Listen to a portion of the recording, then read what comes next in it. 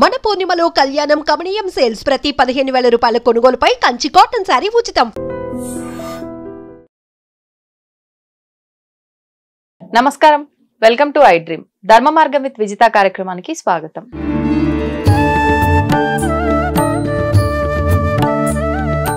ప్రస్తుతం మనతో పాటు ఉన్నారు ప్రముఖులు శివరుద్ర సాధు గారు. ఇప్పుడు వారితో మాట్లాడి శరన్నవరాత్రుల ప్రారంభోత్సవం ఎప్పటి నుంచి, అసలు ఈ నవరాత్రుల్లో ఏం చేయాల్సి ఉంటుంది, ఎటువంటి విధి విధానాలు ఆచరించాల్సి ఉంటుంది, చాలా మంది ఈ సమయంలోనే ఎక్కువగా అమ్మవారి దీక్షలు కూడా తీసుకుంటూ ఉంటారు ఈ 9 రోజుల పాటు. ఆ దీక్షల గురించి, ఆ తర్వాత విజయదశమి పండుగ దాని గురించి, ఇవన్నీ కూడా వారితో మాట్లాడి తెలుసుకునే ప్రయత్నం చేద్దాం.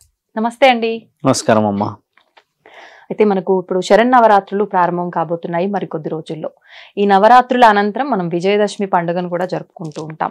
ఈ నవరాత్రుల్లో ముఖ్యంగా కొంతమంది దీక్షలు వేస్తూ ఉంటారు ఈ 9 రోజుల పాటే. కొంతమంది ఏమో అంటే ఇంట్లో అమ్మవారిని ఒక్కొక్క రోజు ఒక్కొక్క రూపంగా ఆరాధిస్తూ ఉంటారు. అసలు ఏంటి ఈ విధానం, ఎందుకు వచ్చింది అంటే చెప్తూ ఉంటారు రాక్షస సంహారం అమ్మవారు చేసింది, దానికి గుర్తుగానే మనం ఈ విజయదశమి కూడా జరుపుకుంటున్నాము అని చెప్పి. అది ఎంతవరకు వాస్తవం, అసలు ఆ కథ ఏంటో వివరించండి.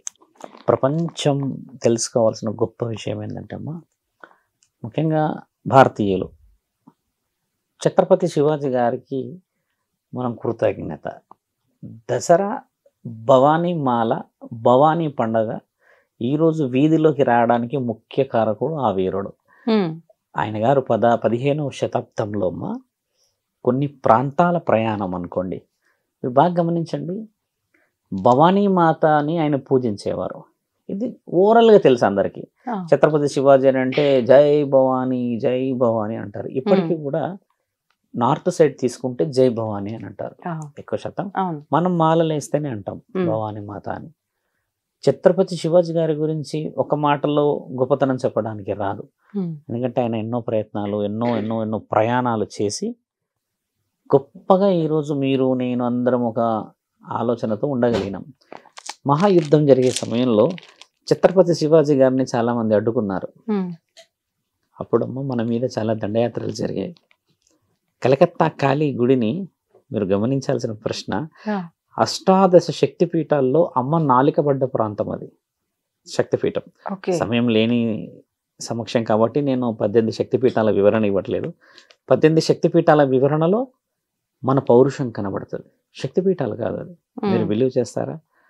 దసరా ఈరోజు మీరు మేము మనందరం ప్రశాంతంగా చేసుకుంటున్నాము అని అంటే శక్తిపీఠాల పుణ్యం.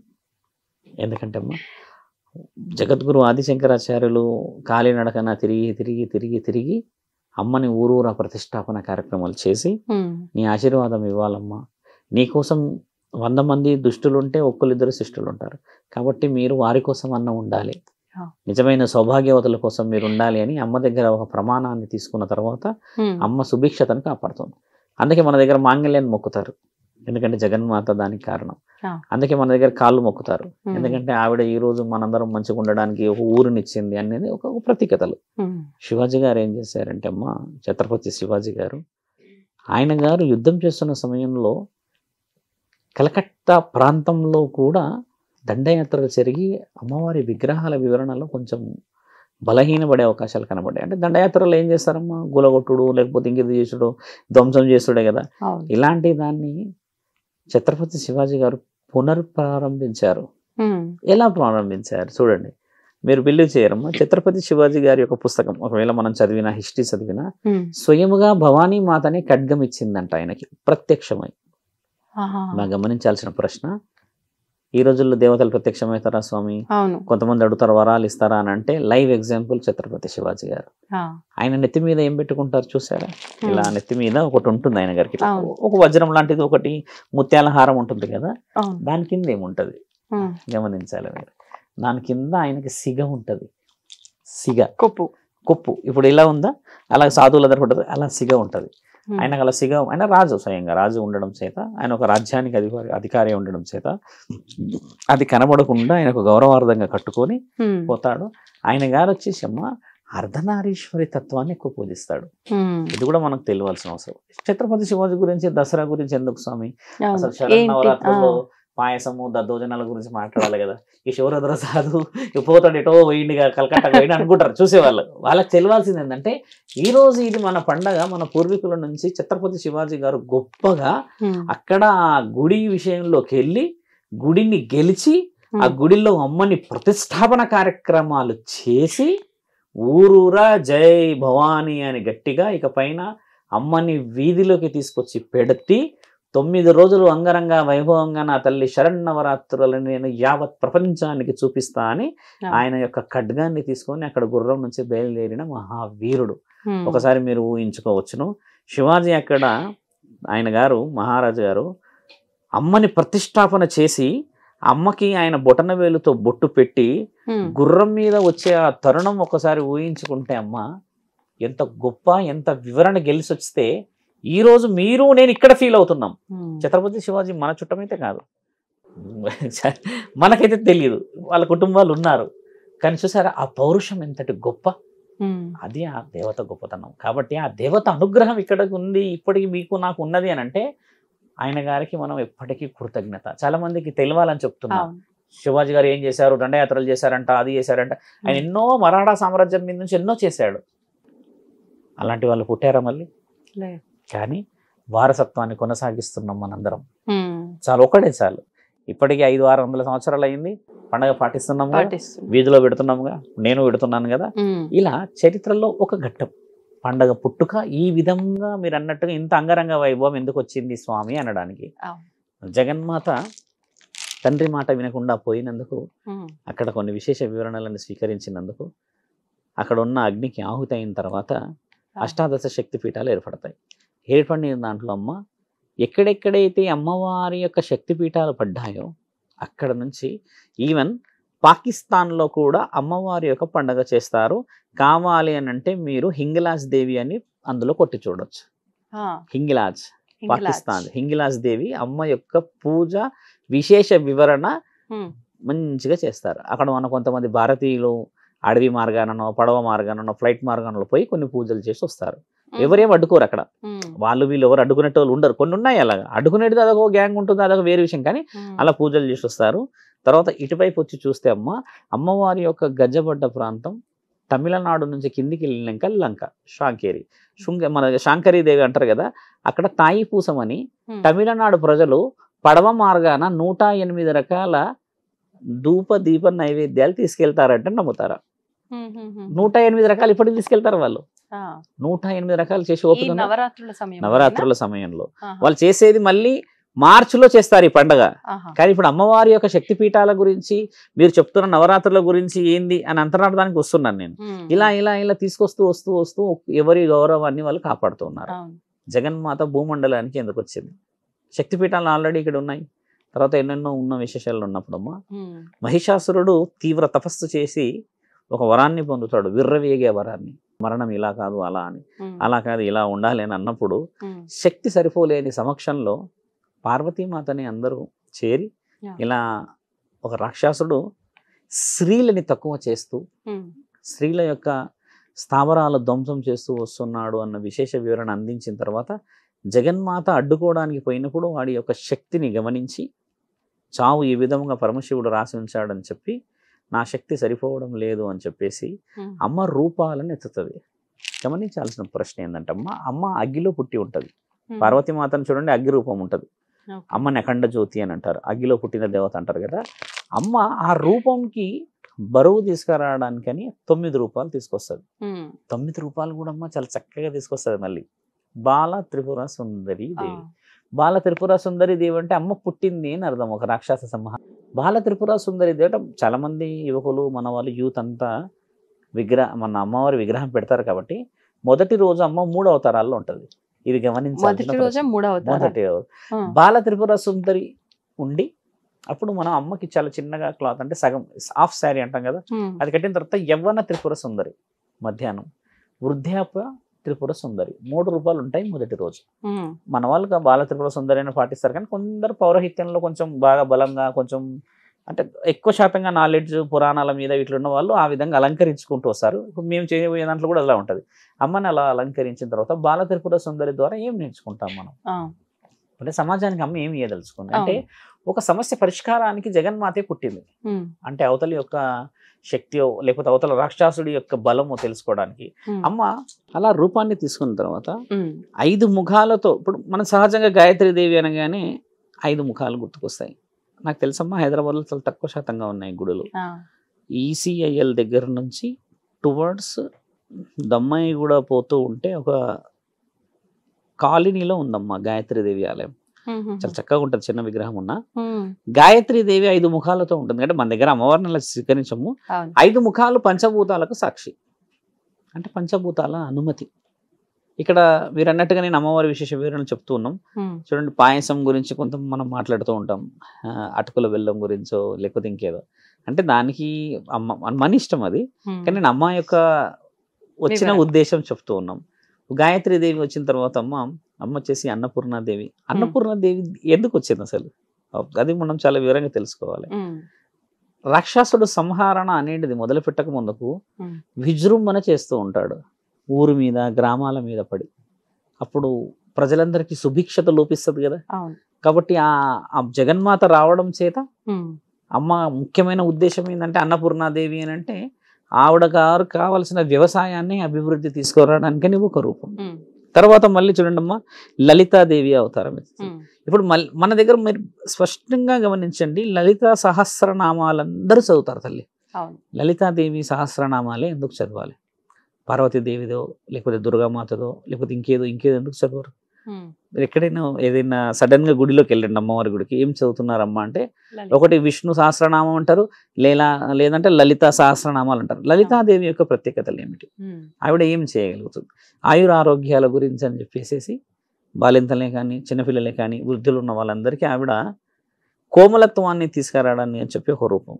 సరస్వతి మాత రూపం ఎత్తుతారు. అంటే మీకు చెప్పాను, సరస్వతి మాత అంటే మన దగ్గర అక్షరాభ్యాసం కాదు, బాగా గమనించాలి. సరస్వతి మాత అంటే అక్షరాభ్యాసం కాదు. అక్షరాభ్యాసం అనేది బ్రహ్మ మానస పుత్రుల ద్వారా సరస్వతి మాత మనకు ఆశీర్వాదం ఇస్తుంది. కానీ అక్షరాభ్యాసం అనేది పిల్లలకి ఎందుకు వివరించాలి అని అంటే మన జ్ఞాన సంపదతోని తెలివితోని ఏదైనా సాధించవచ్చు. అక్షరాభ్యాసమే మనం అని దిదిపిస్తూ ఉన్నాం, కానీ అమ్మ వచ్చిన రూపాలలో జ్ఞానంతోని సంపాదన చేసి అంటే సాధించగలుగుతాం అనేది నేర్చుకోవాలను. అక్షరాభ్యాసం రోజు పలకలిస్తాము చేస్తాము, ఇది చిన్న వివరణ, అంటే అంత డెప్త్గా పోక ముందుకు. తర్వాత ఇప్పుడు మహాచండీ రూపాన్ని తీసుకున్నప్పుడు చండీ అనే విషయాన్ని, కాత్యాయని అనే విషయాన్ని అంటే వివరిస్తామా. చండీ రూపం మన దగ్గర ఎక్కడుంది? మహాచండీ విగ్రహాలు చూసారు ఎక్కడన్నా మీరు? ఎక్కడ చూడలేరు మీరు. కాశీలో ఉంది అమ్మవారి విగ్రహం, తర్వాత నార్త్లో ఉంది. మహాచండీ రూపం ఎందుకు వచ్చింది? మహాచండీ యాగం పేరున్నారా? విజృంభణ. ఒకసారి కూర్చున్నది నిలబడింది అని అంటే వేసుకుపోతుంది అంతే. ఇంకా అంటే ఆవిడ ఉగ్ర రూపం, మహాచండీ రూపం. కానీ మహాచండీ రూపాన రాక్షస సంహారణ చేయలేదే, అంటే ఆ రూపాన్ని నిక్షిప్తం చేసింది దుర్గామాత శరీరంలోకి. ఇదొక వివరణ. ఇలా అమ్మ శక్తులన్నింటినీ నిక్షిప్తం చేసింది ఎవరి కోసం అని, ఒక ఆయుధాన్ని సిద్ధం చేస్తుంది ఆవిడ. ఆ ఆయుధాన్ని సిద్ధం చేసి చేసి చేసి ఎవరి మీద వదిలింది? మహిషాసురుడి మీద. మహిషాసురుడి మీద వదిలేటప్పుడు కూడా అమ్మకి శక్తులు చాలా అవసరం ఉన్నాయి. ఇప్పుడు మీరు అన్నట్టుగా మహాచండీ తర్వాత అమ్మవారి విశేషం వివరణ చెప్తూ ఉంటే మహిషాసుర వర్ధని అనే ఒక రూపం ఉంది. మహిషాసుర వర్ధని రూపం తర్వాత మహంకాళి రూపం కూడా అంటారు. తర్వాత రాజరాజేశ్వరి రూపం అమ్మవారి 10వ రూపం, అంటే శాంత రూపిణి. మహిషాసుర వర్ధని రోజే మహంకాళి రూపం ఎత్తుతుంది. అంటే అమ్మ మహంకాళి రూపం ఎత్తే ముందు 8 రూపాయల శరీరానికి తీసుకొని రాక్షస సంహారణకి దిగుతుంది. దీని తర్వాత రాక్షసుడు ఎలా చంపబడ్డాడు చరిత్రలో బాగా గమనించాలి. మహిషాసురుడికి ఉన్న వరం ఏంటంటే అమ్మ తల కిందికి వంచితే అప్పుడు నేను చనిపోయినట్టు అని వరం ఉంటుంది. ఆయన తల వంచాడు కిందికి ఎవరికి? అహంకారుడు. ఇప్పుడు అహంకారం మీకు బాగా అహంకారం ఉంది అనుకోండి, నా లోపల ఇన్నర్ ఫీలింగ్ ఏముంటది? ఒక్కసారన్నా వీడి తల వంచాలి అన్న ఫీల్ ఉంటుందా? ఉండదు. ఎక్కడో ఉంచడు. మహిషాసుడికి ఉన్న వరం ఏంటంటే అమ్మ వాడి అహం చచ్చిన తర్వాతనే వాడిని చంపాలి అనేది వరం ఆయనకి. అహం ఎవరి దగ్గర తెస్తుంది మరి? ఫస్ట్ నీ అహం చావాలి. అంటే నువ్వు క్షమాభిక్ష పడిన తర్వాత తల తీసేస్తే విలువ ఉంటది కదా. వాడికి అహము చావదు, చావు లేదు, రెండు. అమ్మవారు ఏం చేస్తారంటే ఎన్ని యుద్ధాలు చేసినా ఏ విధంగా బతుకుతూ బయటపడుతూ ఉంటే అమ్మ ఒక సర్కిల్ గీస్తుంది. సర్కిల్ గీసి అందులో నుంచి రమ్మని అడుగుతుంది. ఆయన అందులో వచ్చేటప్పుడు తల కిందకి ఉంచుతాడు, ఉంచినప్పుడు తల తీసేస్తుంది. అమ్మ ఎన్ని వ్యూహాలు వేసింది చూసారా? అన్ని యుద్ధాలు చేసింది. అంటే నువ్వు నేను చేసుకుంటూ వచ్చింది దాంట్లో అమ్మ. ఒక యుద్ధం గురించి చెప్తున్నాను. మీరన్న ధూప దీప నైవేద్యాల గురించి ఇంకా రాలేదు, ఏం చెయ్యాలనేది ఏం జరిగింది శాసనంలో చెప్తున్నాం. అలా జరిగిన తర్వాత మహిషాసుర వరదని అంతైనాకమ్మ అమ్మ శ్రీ రాజరాజేశ్వరి రూపం శాంతియుతంగా చేరింది. ఇక్కడ వరకే అమ్మ రూపాల విశేషాలు. అంటే పాయసాలు పెట్టుకుంటారు మొదటి రోజు, తర్వాత అమ్మ కట్టె పొంగలి పెడతారు, భక్షాలు తెలంగాణలో అంటారు, బొప్పట్లు అంటాం కదా అవి పెడతారు. తర్వాత మన వాళ్ళు ఏమో అటుకుల పాయసం చేస్తారు, దద్దోజనం చేస్తారు, పెరుగుతూ ఉంటుంది అది. తర్వాత పరమాన్నాలు చేస్తారు, వడలు, తర్వాత లడ్డూలు, ఇవన్నీ ప్రత్యేకంగా అమ్మవారు మన యొక్క ప్రత్యేకంగా చేసుకునేది. బతుకమ్మలు ఇప్పుడు ఇక్కడ ముఖ్యమైన ప్రశ్న ఏంటంటే అమ్మ ఎంగిలి పూల బతుకమ్మ అమ్మ రాకముందుకే చేస్తాం. 22 పండుగ 21 చేస్తాం. తర్వాత నుంచి మొదలు పెడుతుంటమ్మా. ఒక్కొక్క బతుకమ్మకు ఒక్కొక్క ప్రత్యేకత ఉంటే 6వ రోజు సరస్వతి మాతకు ఆడడం ఇష్టం ఉండదు. ఇక్కడ వచ్చిన సమస్య అది. మళ్ళీ ఆ రోజు అలిగిన బతుకమ్మ, ఆమెకి కేవలం చదువుల మీద ఉంటుంది ధ్యాస. కాబట్టి 6వ రోజు మనం బతుకమ్మ ఆడకూడదు, అది అలిగిన బతుకమ్మ. ఇక్కడ వివరణ ఏంటంటే బతుకమ్మ పెడుతున్నాం అంతేకాని మన సంస్కృతి క్యారీ చేయట్లేదు. 5వ రోజు లక్ష్మీమాత. లక్ష్మీమాత రావడం చేత అమ్మ కొంచెం ఆరోగ్య పరిస్థితి ఎందుకు కలిగి ఉంటుందని బతుకమ్మలో చెప్పిన కదా, అంటే ఆవిడ పుట్టుక కారణం చేత ఆ రోజు ధూపదీప నైవేద్యాలు బలంగా చేస్తారు. ఆ రోజు హోమం చేయడం చాలా శుభ సూచకం. అంటే అమ్మ మనము బతుకమ్మ పండుగలలో అమ్మవారి రూపం, ప్రసాదం, తర్వాత అమ్మవారికి కావాల్సినది బతుకమ్మ. ఇవన్నీ ఎలా కలిసి వచ్చాయో మీరు గమనించాల్సిన అవసరం. ప్రకృతి ఇప్పుడు మీరు వివరణకి వెళ్తే అమ్మ చాలా మంది అంటే నాకంటే గొప్ప వివరణ ఇచ్చేవాళ్ళు, పూజల గురించి చెప్పేవాళ్ళు ఉన్నారు. నా ముఖ్యమైన ఉద్దేశం ఏంటంటే మన పండుగ ఎలా వచ్చింది, ఎందుకు వచ్చింది. నీ దగ్గర ఉంటే నువ్వు అమ్మ ఏదైనా పెట్టుకుంటావు, నీ దగ్గర ఉంటేనేమో పండ్లు పెట్టుకుంటావు, లేకపోతే నువ్వు రేగి పండ్లు అయినా పెట్టుకోవచ్చు, అవి చిన్నవి కాబట్టి. కానీ అమ్మవారు స్వీకరించేది మనస్సాక్షి. మనసు అంటే మా ఉద్దేశం ఏంటంటమ్మా పండగని 22వ తారీఖు నుంచి ఈసారి 2వ తారీఖు రోజు దసరా, విజయదశమి, మహర్నవమి. అంటే మన వాళ్ళు చేయాల్సింది కూడా ఏంటంటే అమ్మ పండగ రోజు మీరన్న దీక్ష నియమ నిబంధనలు గురువు యొక్క ఆలోచన ద్వారా తీసుకొని ఉండాలి. జై భవానీ మాల కాదు ఇది, మన పూర్వీకులు ఇచ్చిన గౌరవార్థం ఇది. చెప్పులు వేసుకోకుండా, మాంసాహారం తినకుండా, శారీరకముగా కలవకుండా ఉండడమే దీక్ష యొక్క ముఖ్య ఉద్దేశం. అది 9 రోజులే చేయొచ్చా? 9 రోజులు చేసి అంటే కొంతమంది మన మిత్రులందరికీ కూడా ఒక ఆలోచన ఏముందంటమ్మా 9 రోజులు పండుగ చేసిన రోజు దసరా యాటలు కోస్తారు మన వాళ్ళు. మన దగ్గర అందరూ డబ్బులన్నీ కలుపుకొని కూర్చొని చేసుకునేది ఉంది. అమ్మ ఖచ్చితంగా ఆశిస్తుంది అది. అంటే సంస్కృతికి విలువలు చెప్తున్నాము.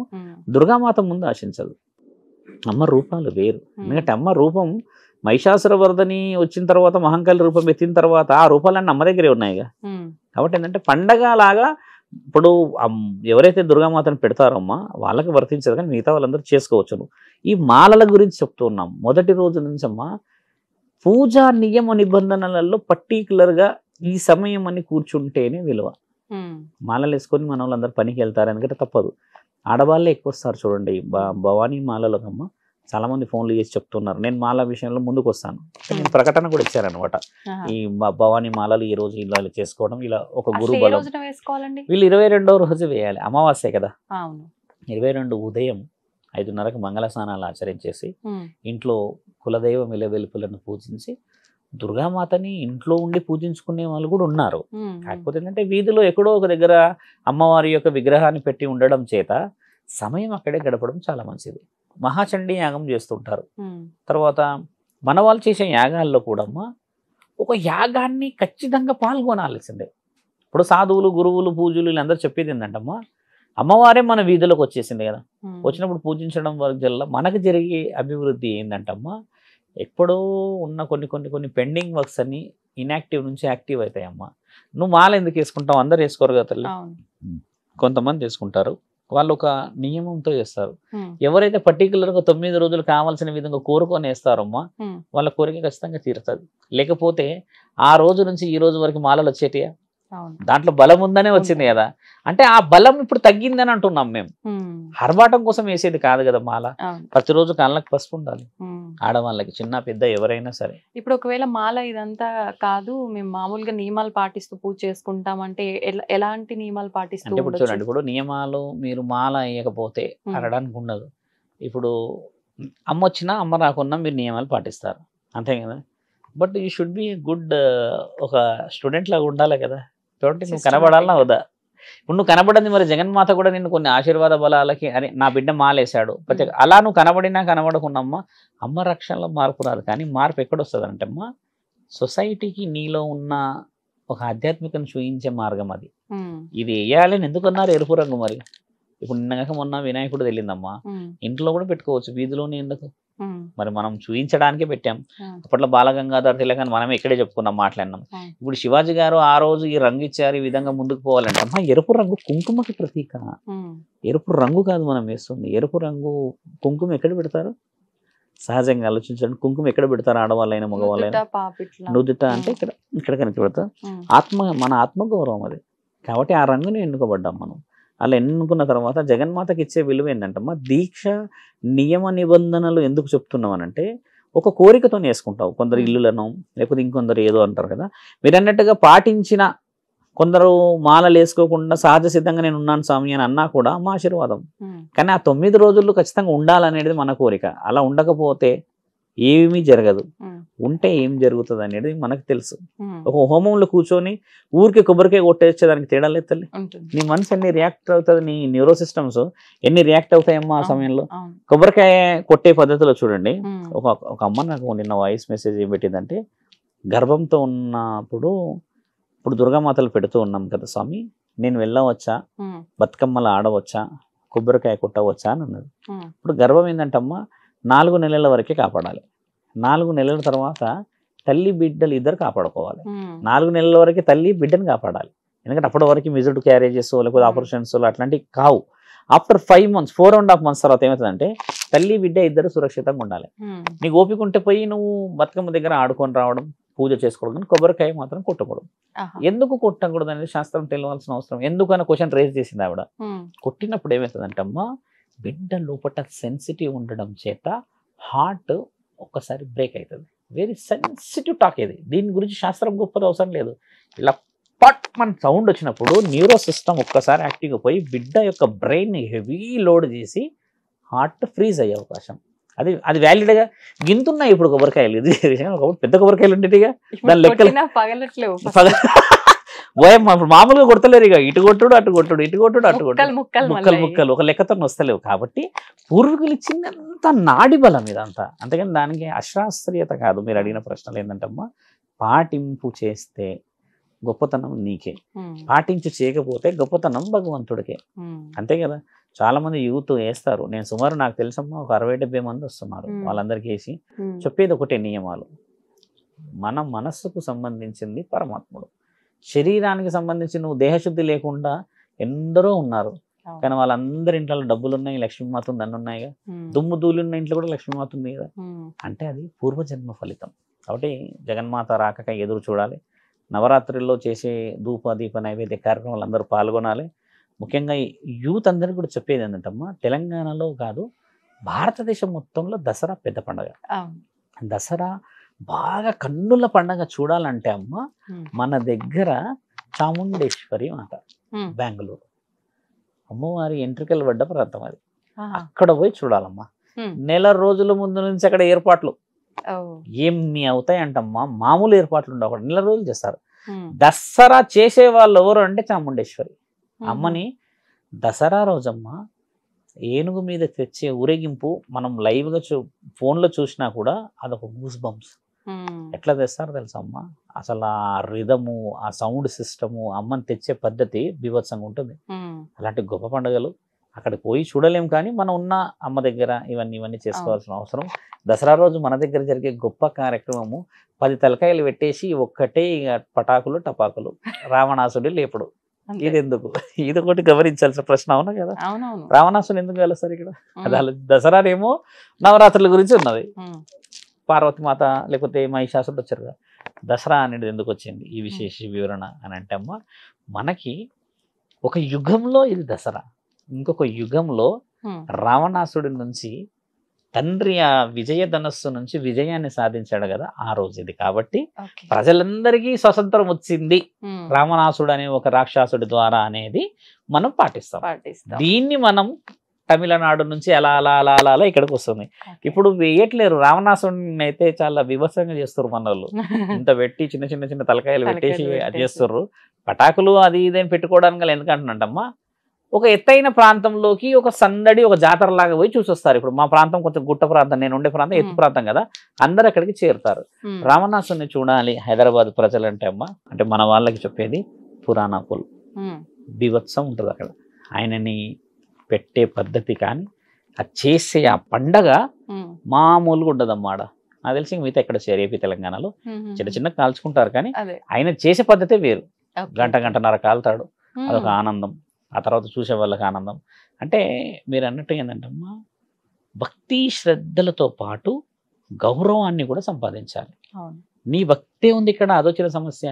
మరి వేరే వాళ్ళది కూడా భక్తే కదా తల్లి, అది ఎక్కడ పోయింది అంటున్నాను నేను. అవతల వ్యక్తిని గౌరవించడం. ఇప్పుడు విజయదశమి అనగానే మనకి ఈ రాక్షస సంహారము, నవరాత్రులు, మాలలు, వీటన్నిటితో పాటు జమ్మి చెట్టు, పాలపిట్ట, ఇవి కూడా గుర్తొస్తాయి.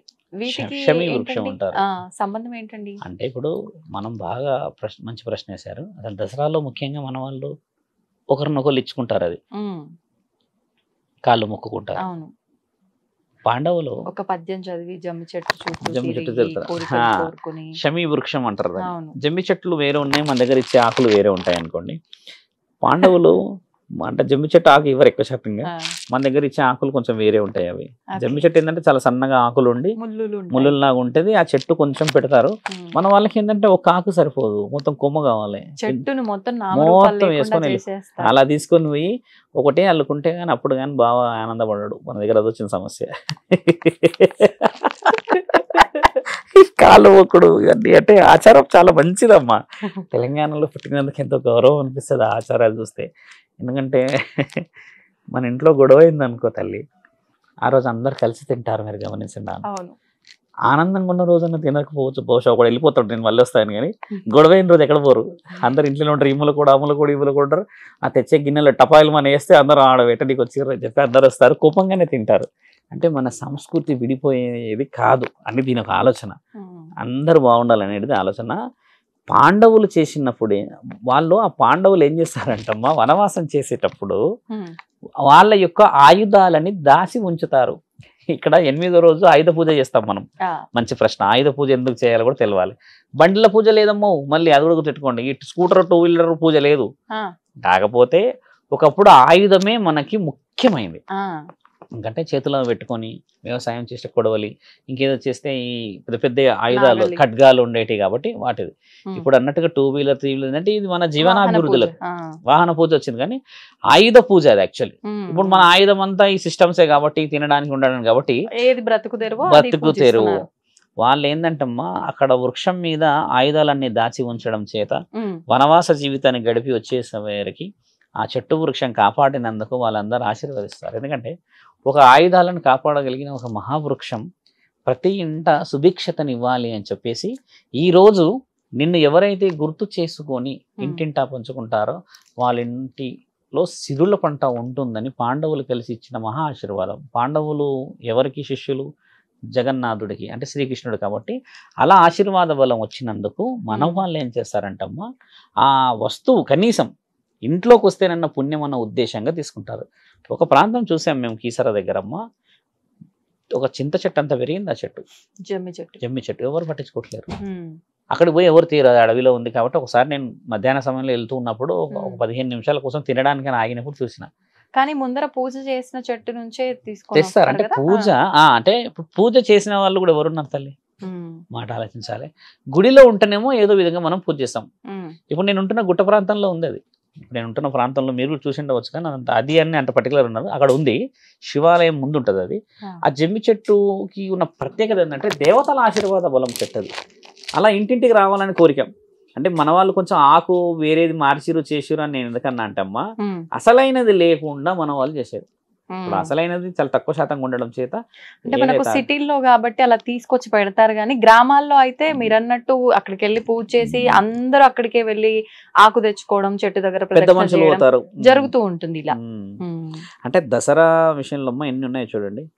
మీరు అన్నట్టుగా ఆయుధ పూజ 1, శమీ వృక్షం 2, ఇంటింట ఆడపిల్లలను ఆడే బతుకమ్మ 3, పండ్లు పలహారాల ధూపదీప నైవేద్యాలు 4 అయితే దేవి 9 రూపాయలు ఎత్తేసి భూమండలానికి రావడం. ఇలా కొన్ని విశేష వివరణలు అందుకున్నందుకు అష్టాదశ శక్తి పీఠాలలో ఉన్న పుణ్యం అంతా బ్రతికొండడం చేత ఇప్పటికీ నాకు తెలిసి అన్ని కడపలు కాపాడబడుతున్నాయి. కాబట్టి ఈసారి జరగబోయే ప్రతి దీక్షని అందరు తీసుకొని భవానీమాత అనే ఆశీర్వాద బలం పొందాలి. అన్నిట్లలో ముందుకు వెళ్ళి ఎక్కడైతే అమ్మవారి విగ్రహాలు పెడతారమ్మా అక్కడికి కోలాటంతో నిజంగా వెళ్ళి ఒక ఆలోచనని, ఒక ఆనందాన్ని, దేవుడు అందరింట్లో దేవుడే తల్లి. వేరే వాళ్ళని తక్కువ చేసుడు, వేరే వాళ్ళని ఎక్కువ చేసుడు, వచ్చిన వాళ్ళని కిందికి మీదకి చూసుడు దగ్గర దేవుడు ఉండడు. దేవుడు మనసులో ఉంటాడు.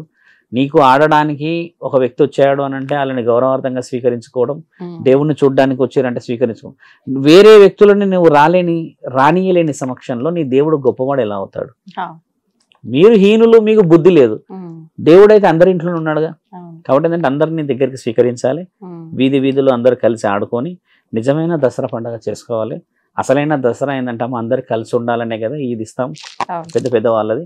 ఒక సాధువులాగా మేము ఇచ్చే ఒక ఆలోచన ఏంటంటమ్మా యావత్ భక్తజనులకు ఇంక్లూడింగ్ ఎవరిథింగ్ నాకు కూడా మనపై ఉన్న వాళ్ళందరి కాళ్ళు మొక్కడమే నిజమైన ఆశీర్వాదం. పెద్ద వాళ్ళని మొక్కట్లేరు. ముసలి వాళ్ళ పాపం కూర్చుండిపోతున్నారు అడుగుల మీద. ఆ అరుగులు ఉంటాయిగా ఇంటి బయట, ఎవరు పట్టించుకోవట్లేరు. కోడలు మాత్రం ఒకటే కలుస్తుంది అందరిని. అతను కలిసే గుణం లేని నీకు ఊరున్న వాళ్ళని కలుస్తారా? మర్చిపోయావా ఒకసారి నీవు కూడా ఆ ఇంటికి కోడలు అని? అందరికీ చెప్పాల్సిన విషయం ఏంటంటమ్మా, ఏ ఆడపిల్ల అయితే కొత్తగా పెళ్ళి అయిపోతుందో ఆ ఇంట్లోకి ఆ అత్త ఒకప్పుడు కోడలని గుర్తుపెట్టుకోవాలి. ఆ అత్త ఈమె కూడా ఒకప్పుడు అత్త అవుతుందని గుర్తుపెట్టుకోవాలి. అక్కడ గౌరవం వస్తుంది. ఈ పెత్తనాలు చేసే వాళ్ళకి చెప్తున్నాం ఏంటంటమ్మా, మన ఇంట్లో మన గౌరవం తెచ్చుకోకుండా ఈ కోడలేమో మా అత్త ఉండకూడదని ఆవిడ మొత్తమే జరిగిపోవాలని చెప్పేసి పూజలు పెద్ద చేస్తుంటారు. ఇలాంటి వాళ్ళందరికీ చెప్పేది ఏంటంటమ్మా, నీ అత్త నీకంటే ముందు ఆ ఇంటి కోడలు. ఈ కోడలు ఈ అత్త తర్వాత కూడా అత్త అవుతుందని ఆ అత్త గమనించాలి. కాబట్టి ఆ అత్త కోడళ్ళు ఎవరైతే పెత్తనాలు చేసుకుంటారో ఈ జగన్మాత వచ్చి నిజమైన పెత్తనం చూయించి సుభిక్షతని ఇవ్వాలమ్మా. బీభత్సంగా గొడవలు అయిపోయినాయి అత్త కోడళ్ళు, అది వినలేక ఇబ్బంది అవుతుంటుంది. అత్త కోడళ్ళ గొడవనా అమ్మా? కొడుకు ఏం చేస్తాడు, కొడుకు నాకు ఎందుకురా బాబు అని వెళ్ళిపోతాడు. కథ సాయంత్రం దాకా రాడిగా ఆయన. వీళ్ళిద్దరు చూసుడికే గొడవలు తెలుసా అమ్మా? అసలు చూసే గొడవలు అవుతాయి ఆ తల్లి. గదేం గొడవ అనిపిస్తుంది కదా, చూసే గొడవ. అన్నం పెట్టరు, కారం అన్నం పెట్టరు, పచ్చడి అన్నం పెట్టరు, నువ్వు తినేదే పెట్టుకుంటుంది కదా. ఏ అత్త అయినా ఏ మామ అయినా నీ దగ్గర నుంచి తిండి ఆశించడు. ఎందుకంటే వాళ్ళన్నీ తిని ఆ పొజిషన్కి వచ్చారు కాబట్టి గౌరవాన్ని ఆశిస్తారు. కనీసం ఈసారి వచ్చే ఆ షమీ చెట్టు ఆకువలనన్నా నిజమైన గౌరవం రావాలి, నిజమైన దసరా జరగాలనేది మా ఆలోచన. ఒకరినొకరు గౌరవించుకోలేని మనం దేవుడు గౌరవించబడతాడు అంటే నేను నమ్మలేను. నిన్ను నువ్వు గెలిచి నిజమైన దసరా చేసుకోవాలని ప్రేక్షకులందరికీ చెప్తూ దసరా శుభాకాంక్షలమ్మా. దసరా శుభాకాంక్షలు అండి. ధన్యవాదాలు. తవ్వుతూనే శివలింగం సరే దాన్ని అట్లా కప్పేసేయండి, చూపించదండి. మూర్తి పూజ కాదు, సాక్షాత్ బ్రజేంద్ర నందన భగవాన్ ఉన్నారు మూర్తిలో. ఏమీ ఆశించకుండా ఆరాధించే వాళ్ళు కూడా ఉన్నారా ప్రభుజీ? నిజమైన భక్తి అంటే మనకు తెలియదు కాబట్టి